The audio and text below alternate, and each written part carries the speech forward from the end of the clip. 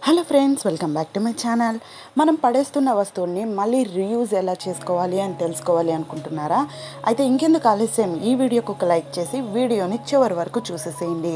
మరిన్ని ఇటువంటి ఐడియాస్ మీరు తెలుసుకోవాలి అనుకుంటే నా ఛానల్ని సబ్స్క్రైబ్ చేసుకొని పక్కనే ఉన్న బెల్ బటన్లో ఆల్ ఆప్షన్ని క్లిక్ చేయండి. ఈరోజు మనం ఇంట్లో పడేసే వస్తువులతో ఏం చేద్దామో చూద్దాం. ముందుగా థమ్స్అప్ బాటిల్ మనకి ఉంటుంది కదా, అది అలాగే స్పూన్స్, ప్లాస్టిక్ స్పూన్స్ వస్తూ ఉంటాయి కదా, అవి ఈ రెండింటితో ఒక అందమైన ఐడియా షేర్ చేస్తున్నాను. ముందుగా థమ్స్అప్ బాటిల్ బేస్ ఉంది కదండి, ఇది ఇక్కడ నేను మార్క్ చేస్తున్నాను. ఇలా మార్క్ చేసుకున్నంత వరకు మీరు కట్ చేసుకోండి. చాక్ని కొంచెం హీట్ చేసుకొని కట్ చేసుకుంటే త్వరగా కట్ అవుతుంది. నార్మల్గా కట్ చేయాలంటే ఇలా కొంచెం కష్టపడాలన్నమాట. జస్ట్ హోల్ చేస్తే మనం సిజర్తో కట్ చేసుకోవచ్చు. చూసారా, బేస్ వరకు ఇలా కట్ చేసుకొని తర్వాత ఒక ప్లాస్టిక్ మూత తీసుకోండి. ప్లాస్టిక్ మూత తీసుకొని ఇలా రౌండ్గా కట్ చేసుకోండి. ప్లాస్టిక్ మూతే అవసరం లేదు, మీరు ప్లాస్టిక్ది ఎలాంటి వస్తువు ఉన్నా ఇలా రౌండ్గా చిన్న ముక్కుంటే సరిపోతుంది. ఇప్పుడు దీన్ని పక్కన పెట్టుకోండి. ఇప్పుడు స్పూన్లు తీసుకోండి. ఈ స్పూన్లని ఇలా కాడలు మొత్తం కట్ చేసుకోవాలి. మన ఇంట్లో పడేసే ప్రతి ఒక్క వస్తువుని మనము అందంగా తయారు చేసుకోవచ్చు. అందుకోసం మనం జస్ట్ కొంచెం ఓపిక్గా ఉంటే సరిపోతుంది అనమాట. ఇప్పుడు ఇలా మొత్తం కట్ చేసుకున్న తర్వాత ప్లాస్టిక్ ముక్క ఆల్రెడీ కట్ చేసుకున్నాం కదా, దీనికి ఇలా గమ్ పెట్టుకొని ఈ స్పూన్ల యొక్క హెడ్ ఏదైతే ఉందో వాటిని ఇలా అతికించుకోవాలి. నాకు ఇక్కడ 5 అయితే పట్టిందనమాట. ఒక రౌండ్కి 5 అయితే పట్టాయి.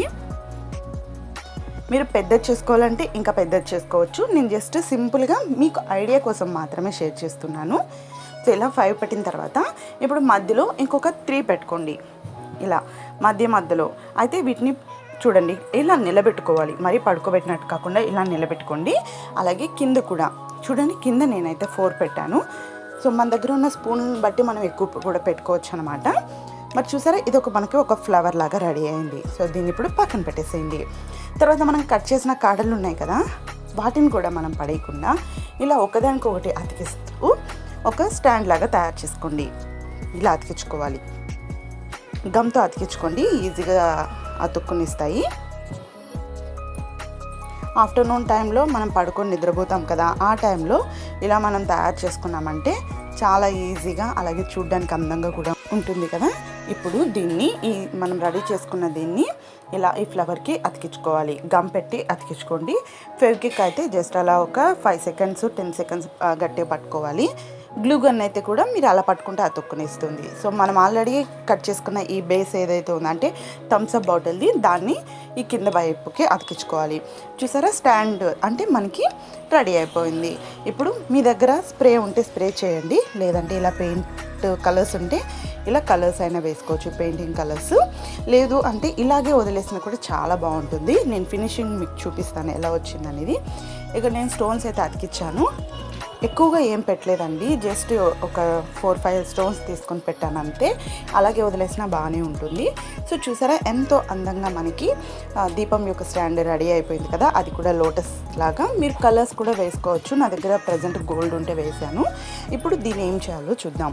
ఇప్పుడు ఇందులో మనకి దీపావళి వస్తే దీపాలు పెడుతూ ఉంటాం కదా, అప్పుడు ఇందులో ప్రమిద పెట్టి అంటే దీపం పెట్టి క్యాండిల్ని పెట్టి చుట్టూ ఫ్లవర్స్తో డెకరేట్ చేసుకొని ఇలా వెలిగించుకుంటే చాలా అందంగా ఉంటుంది. తప్పకుండా ఈ దీపావళికి ట్రై చేయండి. ఇంట్లో ఉండి బోర్ కొడుతూ ఉంటుంది కదా, అటువంటి టైంలో మీరు ఇలా కొత్తగా ఆలోచించి కొత్తగా టైం పాస్ అవుతూ ఉంటుంది ఇలా ట్రై చేస్తూ ఉంటే కూడా. మరి తప్పకుండా ట్రై చేయండి. మీరు ఇంకా కిందంతా మీరు ఫ్లవర్స్ అలా డెకరేట్ చేసుకొని దీన్ని పెట్టుకుంటే చాలా అందంగా ఉంటుంది. సో ఇది నేను నైట్లో తీశాను. చూసారా ఎలా ఉందో. మరి మీకు నచ్చితే తప్పకుండా కామెంట్లో తెలియచేయండి. అలాగే ఈ వీడియో నచ్చితే లైక్ చేసి షేర్ చేయండి మీ ఫ్రెండ్స్ అండ్ ఫ్యామిలీ మెంబర్స్కి. మరొక ఇంట్రెస్టింగ్ వీడియోతో మళ్ళీ మీ ముందుకు వస్తాను. ఆ వీడియో మీకు కావాలి అంటే సబ్స్క్రైబ్ చేసుకొని బెల్ బటన్లో ఆల్ ఆప్షన్ని క్లిక్ చేయండి. Thank you so much.